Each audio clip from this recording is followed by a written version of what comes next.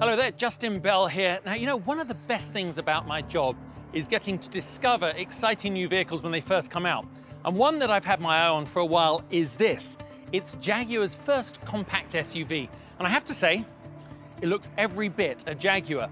Ian Callum, when he was designing the Jaguar E-PACE, said he really wanted to create a car with attitude, very drivable and with real character. Above all, something exciting. Now, he's certainly done that. By using the F-Type as the starting point for the design, what you have is a car that's an SUV with coupe lines. It looks so incredibly sporty. Now, the sporting design philosophy comes from the overall sense of proportion of the car. It has those signature F-Type hues, flared rear wheel haunches that make their way all the way to the front, those chicane lines and form, giving the car a real sense of speed and movement. F-Type style front and rear fender creases give the E-PACE a muscular body language, especially around the wheels with this contrast cladding adding to its sports SUV appeal.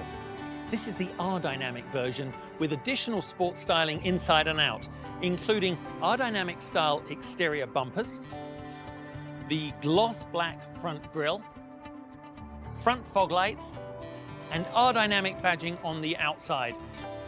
It sits on these really gorgeous 20-inch split-spoke wheels that have a very progressive satin grey diamond turn finish to them. A lot of the F-Type detailing has gone into areas like the headlight design. They're LED, so they're closer to daylight in colour. Now, I love the profile, especially these short front and rear overhangs and this very dramatic rising belt line. Now, the roofline integrates with this spoiler that sits over that steeply raked rear window, giving it a very taut, athletic appearance. And there's further F-Type signatures just here in the rear taillights. With the E-PACE, Jaguar have simplified their product specification strategy. There are two models, the E-PACE and this, the E-PACE R-Dynamic version. The design choice is straightforward between the two models, from standard S, SE, through to HSE. As you move up through the range, as well as the standard features of rear camera, front and rear park aid, lane keep assist, emergency braking, and cruise control with speed limiter, there are a host of advanced driver assistance systems, ADAS, such as Park Pack with Park Assist and traffic sign recognition on the S. The SE and HSE further benefit from the addition of the Drive Pack, which features blind spot assist.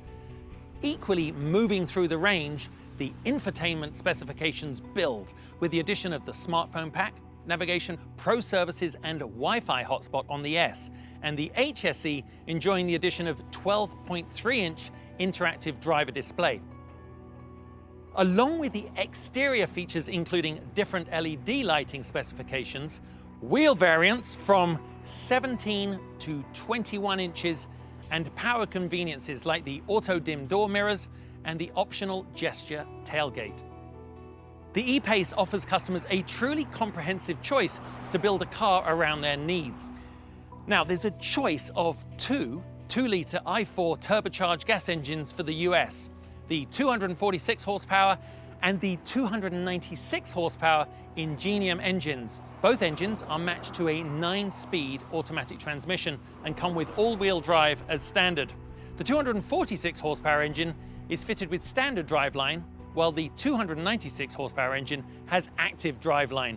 These new generation 4-cylinder turbocharged engines deliver outstanding performance and acceleration while emitting less CO2.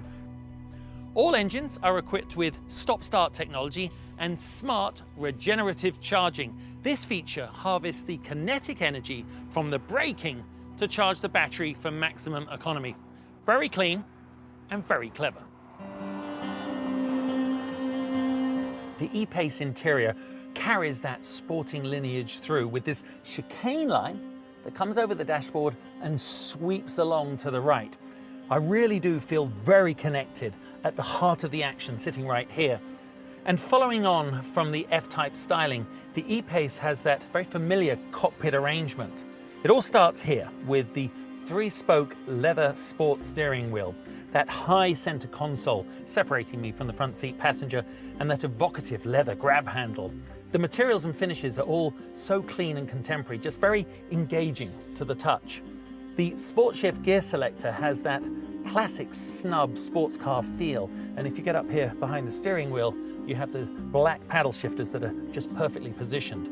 This being the R-Dynamic model, it has sport-style front seats with shoulder profiles and deeper bolsters than the standard seats. They're appointed in optional Windsor leather with striking contrast stitching and come with 18-way electric control. Now, I love the theatre of the optional ambient lighting fitted to this vehicle. You swipe to the right, push the button there, and you can see all these different colour options. There's actually 10 different modes to choose from. Really fits in with personalisation of your E-PACE. Now, equally theatrical is the optional Meridian surround sound system, which delivers the audio through an amazing 15 front, side and rear speakers, including a dual-channel subwoofer. I'm very familiar with the In Control Touch Pro 10-inch HD display. Right here, it's super clear and the hub for connecting me not just to this vehicle, but to the outside world. And just turning around, the luxury continues. I can see that my rear seat passengers have very generous legroom, and that rather nifty 60-40 rear seat configuration allows for a lot of flexibility. But today, the E-PACE is all about fun, sporty driving. Now down here, when dynamic mode is selected, I can configure my dynamic driving preferences with the optional configurable dynamics. Things like gear shifting, steering weight. It's very intuitive, and I can personalize it to suit my preferred priorities. In the end, it is all about the driving, and I've been tipped off about a particular stretch of road that apparently I really have to experience. So let's just key that in. And off we go. Now, when I'm unfamiliar with the location, I like to display the navigation map right here where I can see it best on the optional 12.3-inch interactive driver display screen, and I can view it in 3D as well. Now here's something we're all going to appreciate, and that is that small item storage in the E-PACE has really been well thought through. It's actually been maximized in a variety of locations. For example, this well-designed holder here allows me to charge my smartphone without it sliding around. Finally, we have somewhere to put it. And as with all great ideas, most of them are simple, but very clever. There really is a handsome amount of luggage space inside, 24.2 cubic feet, which is bigger than I thought it would be in here. And with the seats folded down, the space expands to accommodate up to 52.7 cubic feet of cargo, which is ideal for those trips to the furniture store. Ian Cullen said at the outset he wanted the E-PACE to have a real sense of fun to it. And having gotten up close and personal with E-PACE, I can definitely say that rings true.